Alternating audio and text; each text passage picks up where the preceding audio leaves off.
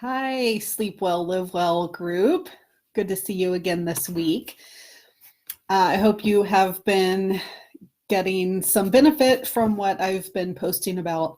And please feel free to message me or comment about any topics you would like me to cover so that I can help you sleep better. But today I want to talk about how we can sleep well this holiday season. So if you're a parent, you won't be surprised by this, but supposedly 53% of Americans will lose sleep over the holidays due to holiday stress, compared to just 23% of non-parents. So this was a poll done in 2018 by a group called Sleep Cycle. But it also goes to show that, a lot of people, we're talking millions of people at this point, are losing sleep over holiday stress. So it is a thing. There's the stress of shopping, there's the stress of cooking, there's the stress of all the parties, as well as, getting your normal workload done. There's the stress for some people of seeing relatives they don't necessarily love to see over the holidays. So all of these things definitely can keep us from sleeping, because stress is one of the main things that keeps us from sleeping, as you already know. So I know when you think of holidays, you might not be thinking of sleep per se, but I think it's really important because being sleep deprived makes us more irritable. It weakens our immune system, so you're more likely to get sick, which is no fun, especially over the holidays. You're also more likely to indulge in all the sweets and treats around. There's studies showing that we tend to eat up to 300 more calories a day when we haven't gotten sleep versus when we have. So, getting the sleep you need can also help you to avoid weight gain over the holidays too. So here are the tips I have to help you get the rest you need. And that way you can start the new year feeling rested and refreshed instead of feeling grumpy and exhausted and burned out.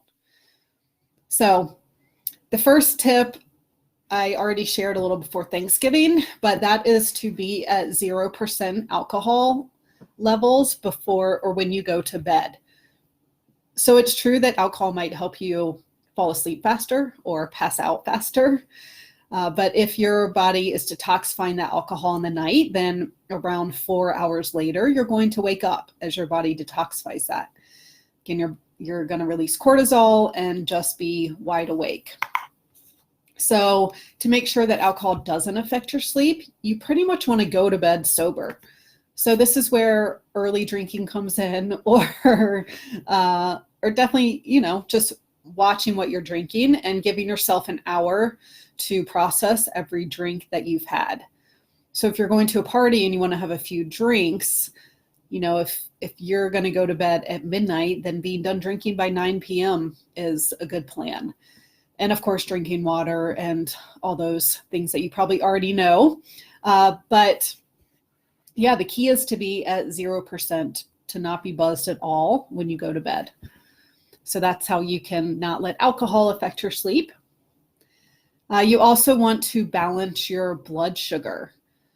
So I've talked about this before, but if you're on a blood sugar roller coaster all day where your blood sugar is spiking and then dropping and spiking and dropping, every time your blood sugar spikes, your body releases insulin to lower your blood sugar again. And then because insulin is an inflammatory hormone, your body releases cortisol, which is an anti-inflammatory hormone, to lower that inflammation. So your body's constantly releasing cortisol as well as other hormones based on your blood sugar levels. And if that's been happening all day, then it's also going to happen into the night. And if your blood sugar goes too low in the night, then you're going to wake up. So you might not necessarily be hungry, but you're just going to be wired and awake. So I know that I'm not going to tell you not to eat any sweets or things like that, because what causes those blood sugar highs and lows is eating a lot of refined sugar and refined carbohydrates. But instead, if you do want to indulge in those things, make sure to have it with some healthy fats like coconut oil, butter even, avocados, things like that are healthy fats that we want, and with protein as well. And that helps minimize the blood sugar spike so that you're not on that roller coaster all day long. And if you need, if you are hungry and feel wired when you get home from being out, then having a snack and making sure it has that protein and fat is going to help you sleep better as well.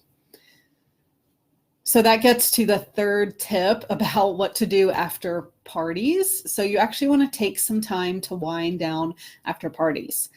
Being out is super fun, but it's also really stimulating. And if you stay out later than you normally do, then it's easy to want to come home and just crash.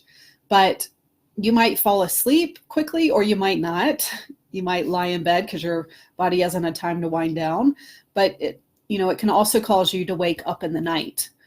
So our brains, I would say, really want to wind down at the end of the night. So taking that time, even if you've been out late, especially if you've been out doing something stimulating like socializing, that can be really key.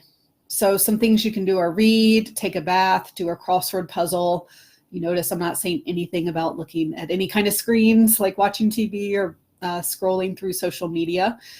You want to minimize blue light and just do something relaxing until you feel sleepy and you're ready to go to bed. And that way you can fall asleep quickly and also stay asleep all night. So another thing I suggest to do during the holidays is actually to move every day. Now, I'm not saying exercise, I'm saying move, because I don't want you to think that you have to do something strenuous. So you don't need to go do a CrossFit class, or as we do here in Jackson, hike up Mount Glory to go skiing. I'm not saying that you have to do that every night to sleep soundly at night. But especially during the holidays, it's easy to tell yourself that you don't have time to exercise. But I suggest at least getting a 10-minute walk every day, and more, longer if you can get it. But even that walk to get your body moving, to get your blood flowing, to build up a little bit of physical tiredness can help you sleep better at night. So try to commit to at least 10 minutes of movement every day so you sleep well at night. Now, the last thing is the clincher, which is to manage stress. So I know that's easier said than done. I already talked about why the holidays are so stressful, and I'm sure you're well aware of that. But if you're already having sleep issues, then the stress of the holidays can really magnify that. So that's why it's even more important to manage your stress this time of year. So if you have time, going to a yoga class, going for a long walk, even that 10 minutes walking I'm recommending can help. Also, a few minutes of meditation or deep breathing is really all it takes to lower your stress, lower your cortisol levels, and feel more calm. So if you do find yourself feeling anxious and overwhelmed and stressed, just pause for a couple of minutes and close your eyes and just do some deep breathing. Or if you want to be outside, go for a quick walk. Just whatever you can to take some breaks during the day and help manage your stress levels is obviously going to help you sleep better at night. So I hope all of these things help. Definitely let me know if you have any questions. I would love for you to be a member of the Well Rested Club this holiday season instead of the Insomnia Club. So thanks for listening.